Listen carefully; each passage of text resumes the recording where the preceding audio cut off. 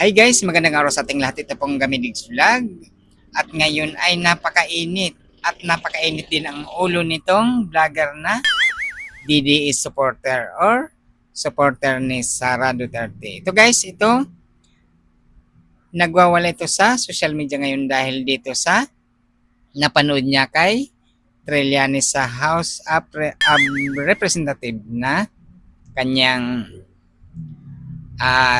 testimonya kahapon doon sa Congress. Ito guys, panoorin natin ang kinainitan ng kanyang ulo nitong si Eloy Bogres na nagiinit ang ulo dito kay dating Senator Antonio Trillanes. Ng kanyang tunay na yaman sa kanyang salin.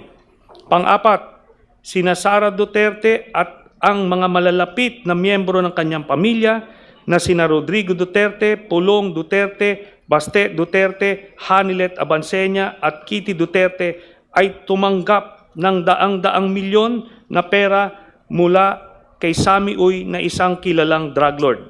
Sa aking paniniwala, ang lahat ng ito ay pasok sa impeachable offenses na betrayal of public trust, graft and corruption, at other high crimes na nakasaad sa ating saligang batas.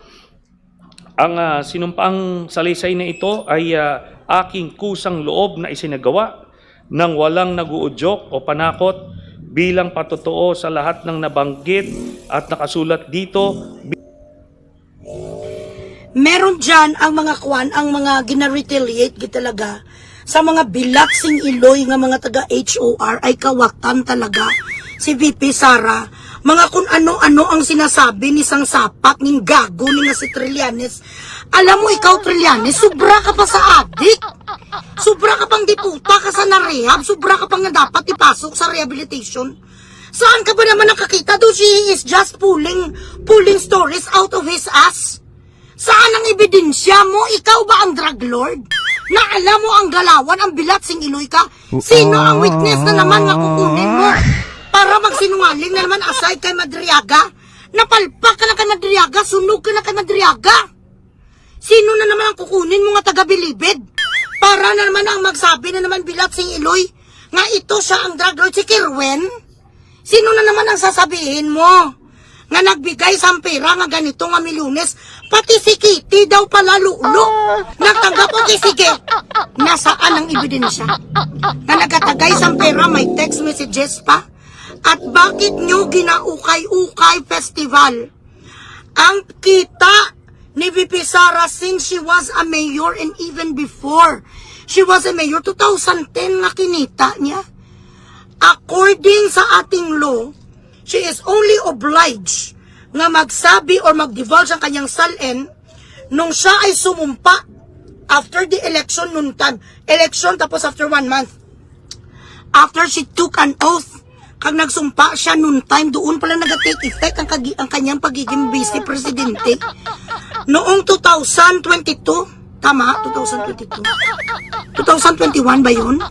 O kailan ba yun guys? 2 years ago? Tama? Pati 2010 din ukay sang mga diputa nga si Luis Tro kag si Dilima. Your shit so is so fucking obvious. It is getting boring already. Kasi pasulit-sulit lang, akala namin may mga ebidensya na kayo. Ganon pa rin. Fishing expedition pa rin ang nangyayari, bilatsing iloy.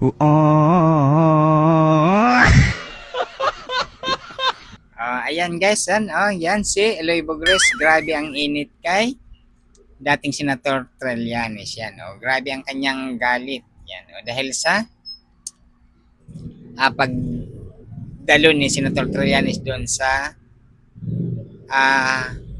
Congress hearing tungkol sa impeachment kay VP Sara. Yan, si Eloy Bogres ay nagwawala.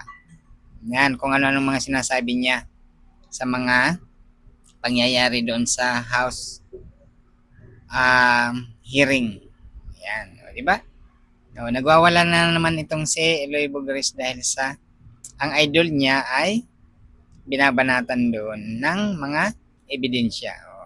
Hindi niya dali-dali ang AMLAC kasi ang AMLAC hindi yun nagsisinungaling kasi totoong mga records ang isinumiti ng AMLAC or ang mga ni-report doon sa House of Representative. Kaya itong si Eloy Bugres, si Trillanes ang pinag-iinitan nito.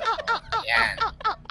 Kaya ito na, nagwawala na naman itong si Eloy Bugres. Bumubugrit na naman ang bunganga nito. Ayan, o.